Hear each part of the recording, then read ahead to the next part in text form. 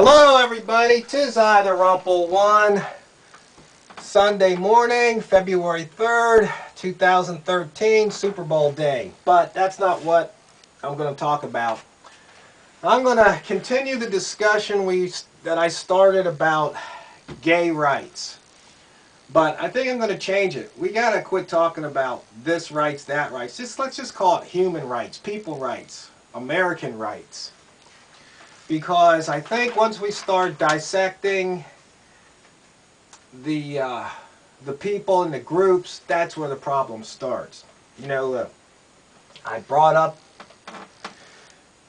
the news that I heard that there's some baker up in Gresham, Oregon, that when somebody came into the shop and was ordering a wedding cake, once he found out that it was going to be for two women, decided he didn't want to bake it. Told them, no, we don't do that. Had a nice discussion on that. But I was pondering that because one of the viewers said something about they didn't quite agree with the word force, or that they were being forced. So then of course I went out to the internet and got the definition of force and chose the appropriate one to show how, yes, it's force that compels people to do certain things. Nobody put a gun to the person's head. Nobody forced them to be a baker. Nobody forced them to open a bakery. But by choosing to do so and getting the appropriate permits and occupancy permits and building licenses and passing the health code and the health light, all that stuff, rules and regulations go along with that. And you have to, and part of that is serving the public. And they said nobody should be forced to do something that goes against their beliefs. And I understand that. And I agree with that. But I started to think on this. I said, what would happen if the players changed? For example, what if there was a Jewish bakery? And somebody walked in and they wanted them to bake a birthday cake that had a swastika on it. Now most people just would find that reprehensible. Just the sign of a swastika. And I think most people would side with the baker.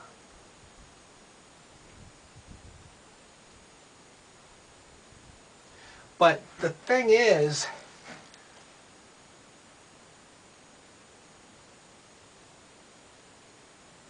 I think they would be wrong. And I think and I hate to use the word wrong, but that's what we're kind of looking at, right, wrong. But I think they would be on the side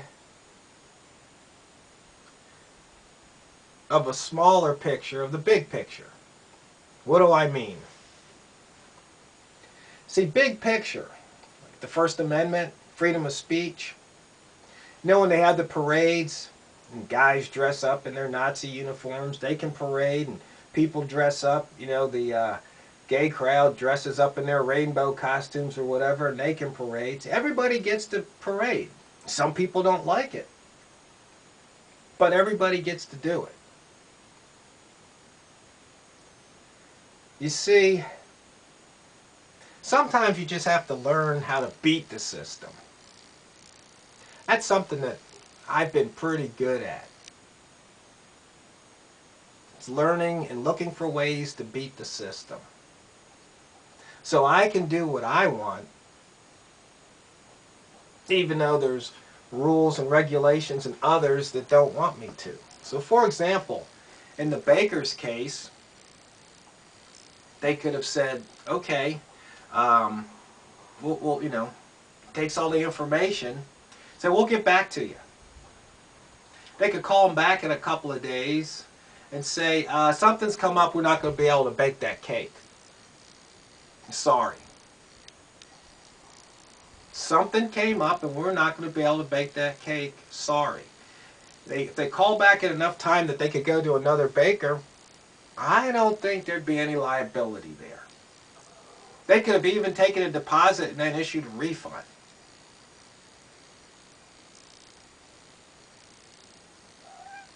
So that would be one way of getting around it. Another way could be to deliver a substandard product where the people would never want to come back again. And they tell all their friends, oh, don't go there, those guys don't know how to bake.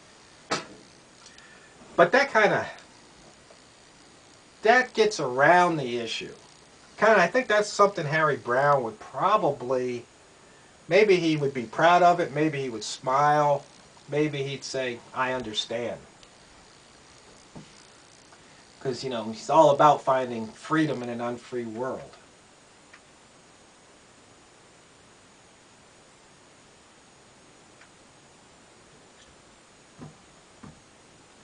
But in a so-called free society,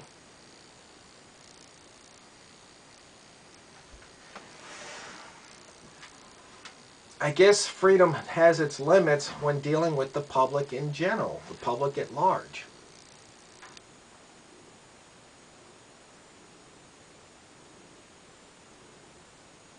I mean, in Mayberry here, a couple of decades ago, I was 86th out of the local newspaper because my letters to the editor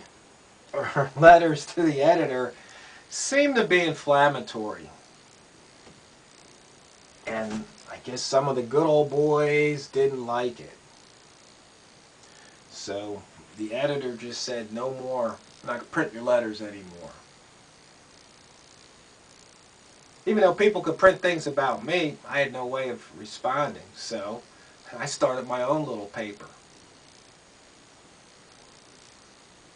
And I put it out there, and some people went to great lengths to, they would go around behind me and, you know, try and trash the copies. And one place I put it on the counter for everybody. When I leave, they put it under the counter, but they give it to people that ask for it, because a lot of people thought it was entertaining. Once again, controversy. And then City Hall, it was real funny there, because when I put the paper right next to the other one, they didn't like it, because a lot of times I was aiming at City Hall. They were in my sights. It was embarrassing them. So then they had to have a meeting, and they had to decide whether or not my paper really qualified as a newspaper. So what they did, just to make things easy, was they banned all papers from City Hall. Which is usually how government reacts. If they don't like one thing, well, let's just take everything away. As opposed to saying, you know what? It's a free country, so if you don't like the paper, don't read it. Simple. But back to the bakery. What to do, what to do. I mean, is that fair? And then in the Time magazine, that Cat One's seems to be stepping on, I mentioned there's an article about gays and the Boy Scouts of America. Has a 102-year-old ban on gay members. But on January 28th, the 2.7 million member organization said it may finally change its controversial stance.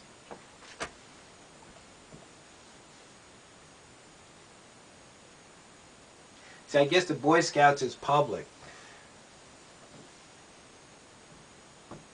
So I guess the only way around these things are to have private clubs. you know, members only, that aren't open to the public.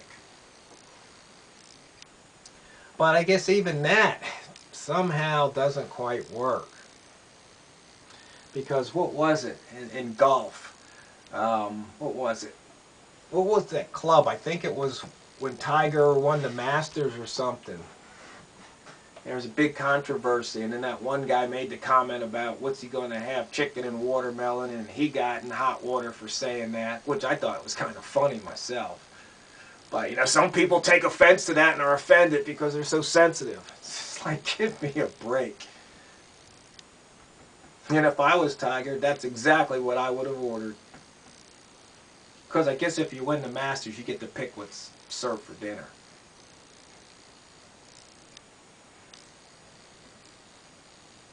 So it's really tough. But I guess the thing is, when dealing with the public, you got to deal with the whole public.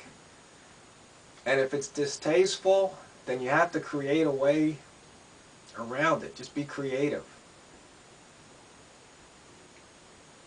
I mean, there's that sign, "We reserve the right to refuse service to anyone," or however it goes. Or that no shoes, no shirt, no service. But that's usually because of health reasons. And somebody else said, well, you know, if they don't want to serve somebody with green hair, they shouldn't have to. You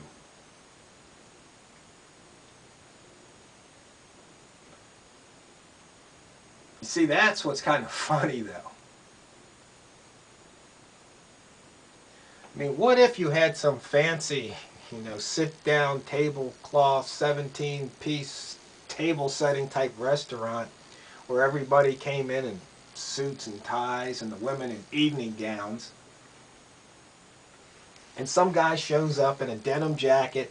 He's got that skinny tie loosely tied, and he's got green hair, or maybe his date has green hair, maybe they both have green hair, and these people say denied access. Or what if they had green hair, but the guy had on his Armani suit, and the woman had on her what, I don't know, whatever designer of the year, of the day dress, but they had green hair, and they go, sorry, we can't seat you. They don't allow people with green hair in here. See, sometimes when you look at these things, you can take things to the extreme, but the extreme points out the absurdity in the not so extreme.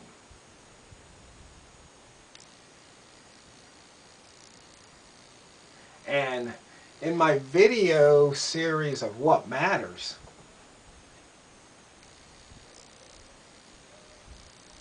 the question, or one of the rules of thumb or litmus test is, if you were blind, would it matter? So if you were blind, would green hair matter? I don't think so. Because if everybody were blind, you wouldn't even there wouldn't be colors. So it wouldn't matter. So you take that into consideration, and you can eliminate so much of these discrimination/rights problems. I don't know if I did a video on this, I may have, but I know I've had a discussion with some friends. If we didn't have the sense of sight, how would we discriminate? Well, the next thing would be sound. Certain people from certain areas sound a certain way. And people are discriminated that way today. If you speak ghetto, you're discriminated against. If you come from the South and have that drawl, you might be discriminated against. If you come from another country and have a funny accent, you might be discriminated against. So, sound.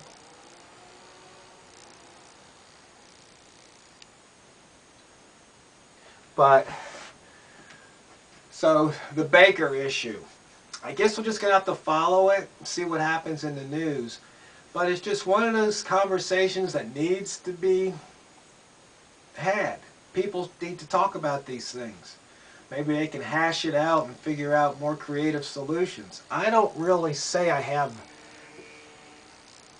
a real answer. Like I say, I'm good at getting around things. Just like with the library. I've already devised a couple of ways how I can sit on their computers for more than an hour. I'm not going to publish it, but I know how to do it. I guess they'd have to watch me and wonder how I did it. But trust me, I can sit there all day and know it's not hacking into the system. Anyway, let's continue this discussion. Maybe somebody can have us come up with a solution, and we just, once again, no knee-jerking and none of that real emotional response, even though for some people it's an emotional issue. It's upsetting. But just think that when you want to force somebody to comply with what you want them to do, that means somewhere down the road somebody might want you to comply with what they want to do, and you might not want to comply with what they want you to do. It's interesting. Not, like I said, it's not an easy one. It'll take some more pondering on my part and perhaps your parts too. So let's take some time, let's ponder. I'll sit back and I'll wait for more responses. And remember, I'm not on the internet 24/7. Yesterday, I got in some back and forth discussion while I was in Mayberry on the computer. But I don't get to do that every day. So if you don't hear from me for a day or two, it's not because I'm ignoring you. It's just I'm not on 24/7. So thanks again. Thanks for listening, putting up with this long-winded video. But hopefully, maybe, it might spark something in somebody out there and they'll come up to a workable solution to this dilemma. Thanks again.